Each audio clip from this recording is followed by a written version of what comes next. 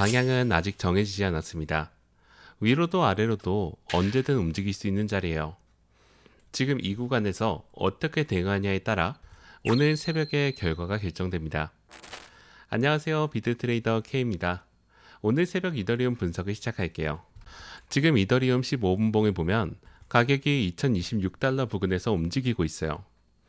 한눈에 봐도 상승 추세가 완전히 무너진 게 아니에요.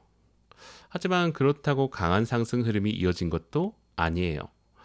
지금의 시장 강도를 한마디로 표현하면 중립에서 약강세 정도가 되겠네요. 이더리움은 비트코인의 흐름을 따라가고 있지만 비트코인보다 먼저 치고 올라가는 선행 상승 구조는 만들지 못하고 있어요. 비트코인이 74,000달러 부근에서 단기 조정을 받는 동안 이더리움 역시 함께 눌리는 모습이 나오고 있어요. 하지만 중요한 건 그 이후의 반응이에요. 이더리움은 눌린 이후에도 빠르게 이동평균선 위로 복귀하면서 다시 균형을 잡아가고 있습니다. 이런 흐름은 급하게 매도하려는 세력이 많지 않다는 신호이기도 해요.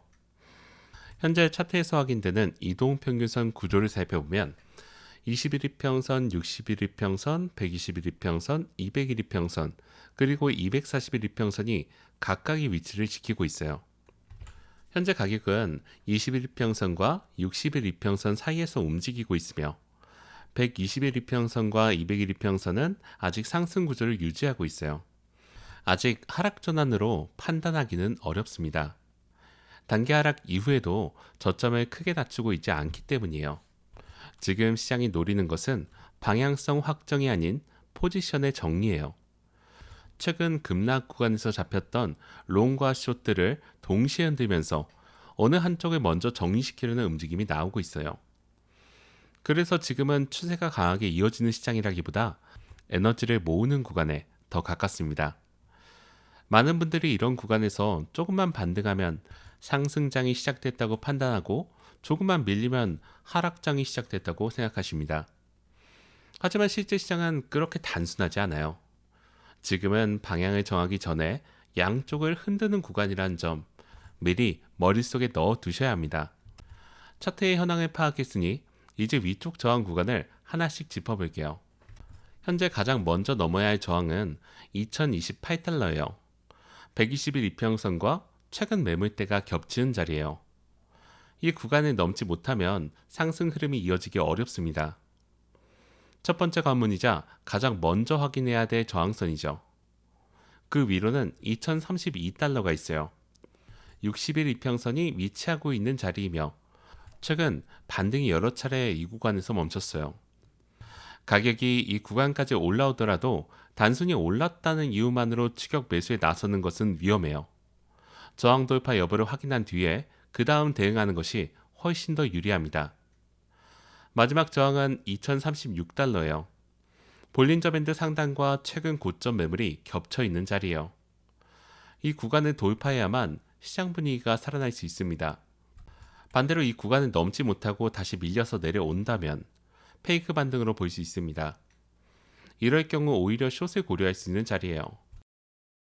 정리하면 2028달러, 2032달러, 2036달러가 위쪽 저항 구간이며 각각의 자리에서 가격이 어떻게 반응하는지를 확인하는 것이 이 구간에서 중요합니다. 저항 구간을 살펴봤으니 이번에는 아래쪽에 있는 지지 구간을 볼게요. 첫 번째 지지는 2025달러예요. 200일 이평선이 위치한 구간이며 현재 단기 매수세가 이 자리를 방어하고 있습니다. 가격이 이 구간 위에서 버텨준다면 반등 가능성을 충분히 열어줄 수 있어요. 이 자리가 지켜지는 동안은 롱의 우위가 유지된다고 볼 수 있죠. 두 번째 지지는 2023달러예요. 241 이평선과 겹치는 구간이에요. 이 자리가 무너지기 시작하면 시장 분위기가 달라질 수 있습니다. 단순한 눌림이 아닌 하락 전환의 신호로 볼 수 있는 기준선이에요. 특히 이 구간이 음봉으로 강하게 이탈된다면 보유한 포지션 관리를 다시 점검할 필요가 있어요. 마지막 지지는 2020달러예요. 이 구간이 이탈된다면 단순한 눌림이 아니라 하락 확장 가능성이 열리는 자리예요.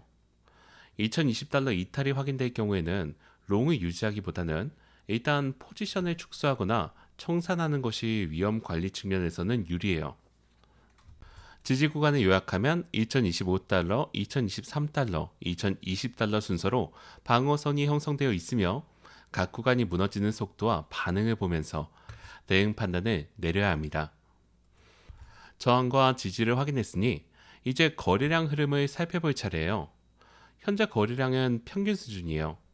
상승 추세를 확신할 만큼 강한 거래량 증가는 나타나지 않고 있습니다. 이 부분이 지금 흐름을 강한 추세 상승으로 단정짓기 어려운 이유 중 하나예요. 거래량이 받쳐주지 않는 상승은 언제든지 흔들릴 수 있습니다. 반대로 거래량이 실린 하락은 추가 하락으로 이어질 가능성이 높아요. 지금은 거래량이 크게 증가하지 않았기 때문에 현재 흐름을 추세 상승이 아닌 반등 이후 재정비 구간으로 보는 것이 맞습니다. 기관 수급 관점에서도 살펴볼 필요가 있어요. 기관 자금은 급등 구간보다 눌림 구간에서 분할 매집하는 경우가 많습니다. 현재처럼 가격이 이동평균선 위에서 천천히 정리되는 흐름은 단기 투기성 매매보다 안정적인 매수 흐름이 들어오는 모습과 유사해요. 다만 거래량이 뚜렷하게 증가하지 않는 이상 강한 매집 구간이라 단정은 어렵습니다. 거래량이 본격적으로 실리는 시점을 함께 확인하는 것이 중요해요. 야간 시간대는 특히 변동성이 급격하게 나타날 수 있어요. 거래량이 갑자기 증가하는 구간이 나온다면 그 방향에 주목하시기 바랍니다. 상승 거래량이 실리면서 2028달러를 돌파한다면 의미 있는 신호이고, 반대로 하락 거래량이 실리면서 2023달러가 무너진다면 숏을 고려할 수 있는 명확한 신호가 돼요. 거래량을 확인했으니 보조지표 흐름도 확인해 보겠습니다. RSI는 현재 48 수준으로 중립 구간이에요. 과열 상태도 아니고 과매도 상태도 아닙니다. 어느 방향으로든 움직일 수 있는 에너지를 갖추고 있는 상태이며 이 자체로는 롱과 숏 어느 쪽에도 우위를 주지 않아요. MACD는 아직 음수 구간에 머물러 있어요. 다만 히스토그램이 감소하는 모습이 나타나고 있네요. 매도 압력이 서서히 약해지고 있다는 의미예요. 완전히 전환됐다고 보기는 어렵지만 매도 에너지가 소진되고 있다는 신호로 읽을 수 있어요. MACD가 제로선을 상향 돌파하는 시점이 온다면 그때 롱의 신뢰도가 더 높아질 수 있습니다. 이 두 가지 지표를 종합해보면 지금은 강한 방향성을 가진 시장이 아니에요. 올라갈 준비를 하고 있는 것이 맞고 다시 눌릴 수 있는 여지도 남아 있습니다. 그래서 지금 구간에서는 조급하게 진입하는 것보다 지표 변화를 확인하면서 따라가는 것이 훨씬 안전해요. 보조지표까지 살펴봤으니 이제 실전 대응 판단을 내려볼게요. 현재 단기적으로는 롱이 우세한 상황이에요. 다만 공격적인 롱이 아닌 확인형 롱이 유리한 자리죠. 비트코인이 74,000달러 이상을 안정적으로 유지해준다면 이더리움도 2032달러와 2036달러를 리테스트할 가능성이 높아요. 반대로 비트코인이 73,800달러를 아래로 밀기 시작한다면 이더리움은 다시 2023달러 지지 리테스트가 나올 수 있습니다. 지금 이더리움은 독자적으로 방향을 만드는 시장이 아니에요. 결국 비트코인이 방향을 먼저 정해야 이더리움도 본격적인 움직임을 만들 수 있죠. 이 연결고리를 이해하시는 것이 오늘 새벽 대응의 출발점이에요. 세력 입장에서 가장 좋은 시나리오는 지금처럼 위아래로 짧게 흔들면서 추격 매수를 유도하는 것이에요. 그래야 높은 가격에 물량을 넘길 수 있기 때문이에요. 그래서 지금 구간에서 가장 조심해야 되는 것은 조급함이에요.